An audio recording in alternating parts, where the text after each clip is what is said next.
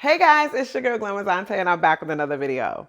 In today's video, we're going to be comparing two different gimbals. We're going to be comparing the Insta360 Flow 2 Pro versus the DJI Osmo Mobile 8.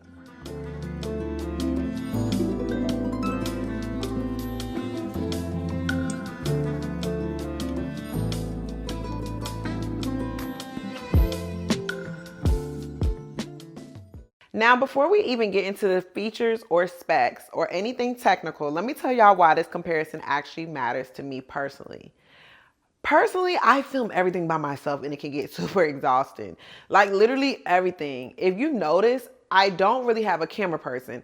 I don't have nobody behind the scenes setting stuff up for me. If I'm vlogging, doing a get ready with me, lifestyle content, workouts, brand deals, or just me talking to y'all in my house, it's always just me, my phone, and whatever equipment I decide that I'm using that day to get the shot. So when I talk about gimbals, I'm not talking from a tech reviewer perspective. I'm talking from a real life solo creator perspective. Like, can I set this up quickly?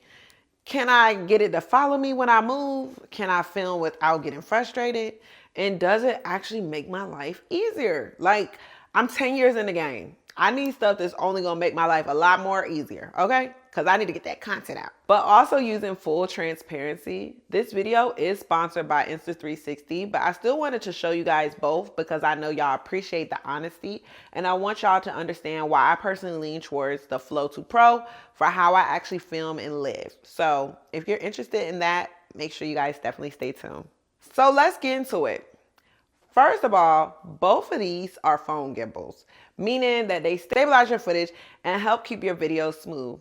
That's the basic function, but honestly, stabilization alone isn't enough for me because the smooth footage doesn't matter if I'm constantly walking back and forth to check the framing and restarting, doing my notes, losing patience in filming, and losing my patience mid-filming. That's where the Flow 2 Pro starts separating itself. Right out the box, the Flow 2 Pro already feels like more than just a gimbal. It feels like a whole content creation tool, and it's built-in tripod, built-in selfie stick, a selfie mirror, teleprompter support, an emergency power bank, a magnetic attachment, and smart tracking all in one device. Like, that's a lot in one little device. With the DJI, it feels more like traditional. It's a gimbal that stabilizes your phone and it works, but it doesn't really feel like it's trying to replace multiple tools at once, and that's what I'm looking for.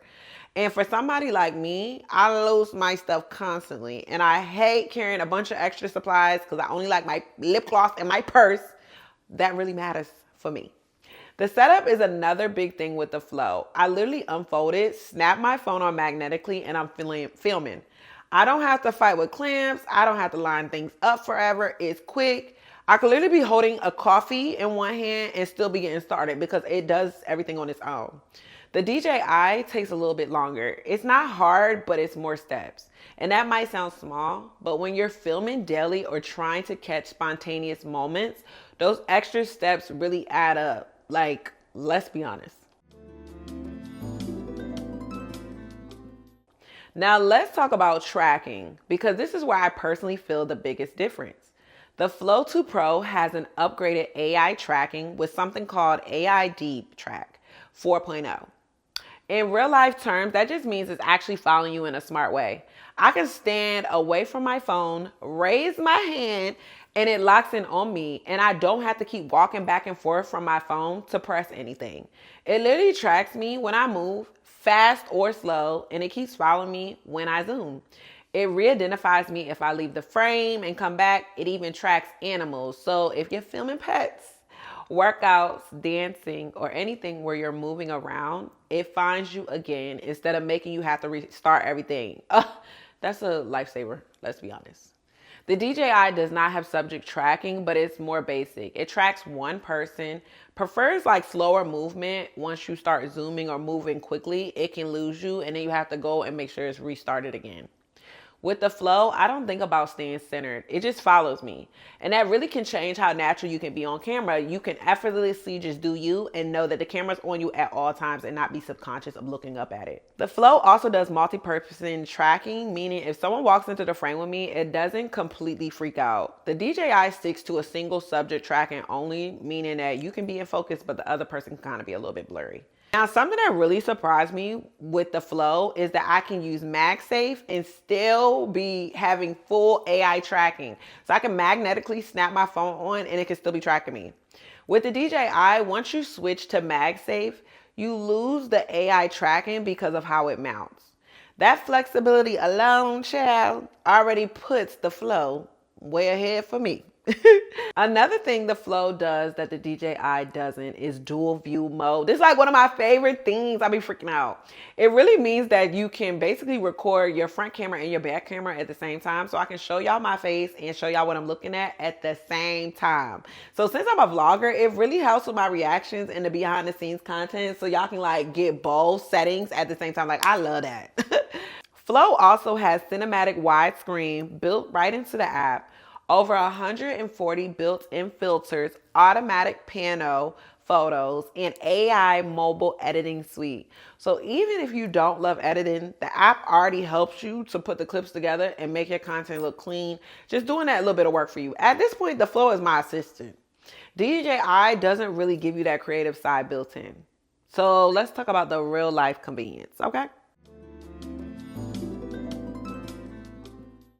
The Flow 2 Pro is foldable and portable, meaning I could throw this in my bag, my car, or even a big jacket pocket. And for somebody like me that's running around and traveling and just throwing stuff everywhere, I don't need a bunch of bulky equipment and I don't need anything super sensitive either because I like to just put stuff and keep it going. It also has a built-in tripod, selfie stick, so I don't need the extra attachments and I don't need to remember to separate pieces. I can set it down, pull it up, extend it, or depending on what I'm filming, just track myself. Like I can literally, it's so endless with all the opportunities you can do with it. It also has a 3-axis stabilization, so whether I'm walking, dancing, working out, or just doing lifestyle content, my footage looks way smoother than just holding it with my phone. So check me out on my Twitch because I use it for that too. And I love the detachable magnet phone mount because I can snap my phone off and on easy, especially if you use the MagSafe. And it makes your setup super quick, especially if I get a phone call because you guys know I got to take that. Business is calling. Now, one thing I noticed a lot of videos on here didn't talk about is the battery. This is the actual clutch part of the whole Flow. The Flow 2 Pro has a 10-hour battery life, and it also works as an emergency power bank. If it starts dying while I'm filming, I can literally plug my phone right into the Flow and just keep going. And the gimbal is still working. Everything is still working. It's just charging my phone at the same time.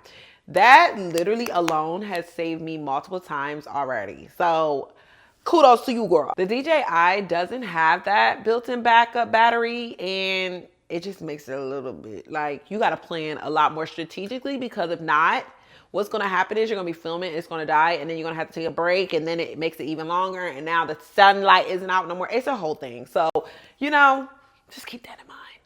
The Flow also has 360 infinite pan tracking, meaning it can rotate all the way around and keep following you. So if I'm walking around the room doing content in circles and moving freely, my girl stays locked and loaded on me, okay?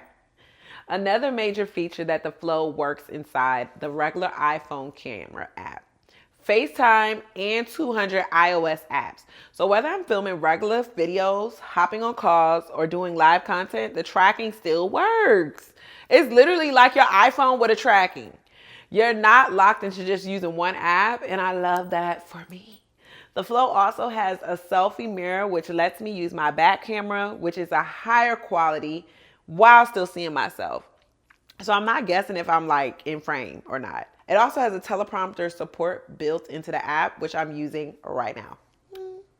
On top of that, it has one-handed control with a smart wheel, even a secondary screen on the handle. So I can start recording, zoom, and change modes without even touching my phone. Girl, Okay. And yes, you can mount the Insta360 camera on the Flow 2 Pro like the Go Ultra. So if you want to switch between phone content and action camera content, you can do that within the same setup. That makes the Flow free more like an ecosystem and not just a singular device. I need everything. I need 10 in 1. Like I need everything right here, right now. So let's talk about the value.